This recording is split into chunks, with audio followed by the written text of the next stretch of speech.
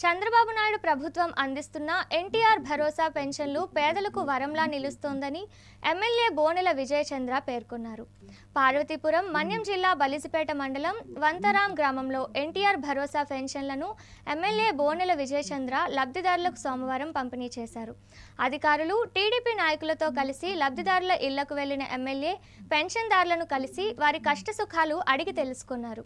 ప్రభుత్వం మంజూరు చేసిన పెన్షన్ మొత్తాన్ని వారికి అందజేశారు. ఈ సందర్భంగా ఎమ్మెల్యే మాట్లాడుతూ కూటమి ప్రభుత్వం దేశంలో ఏ రాష్ట్రంలోనూ లేని విధంగా పెద్ద మొత్తంలో పెన్షన్లు అందజేస్తుందని తెలిపారు. చంద్రబాబు నాయుడు ప్రభుత్వం అందిస్తున్న ఎన్టీఆర్ భరోసా పెన్షన్లు వృద్ధులు, వికలాంగులు, వితంతులకు కొండంత భరోసానిస్తున్నాయని వెల్లడించారు.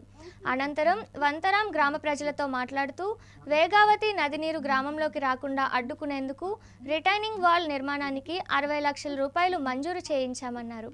ఈ కార్యక్రమంలో టీడీపీ నాయకులు, కార్యకర్తలు పాల్గొన్నారు.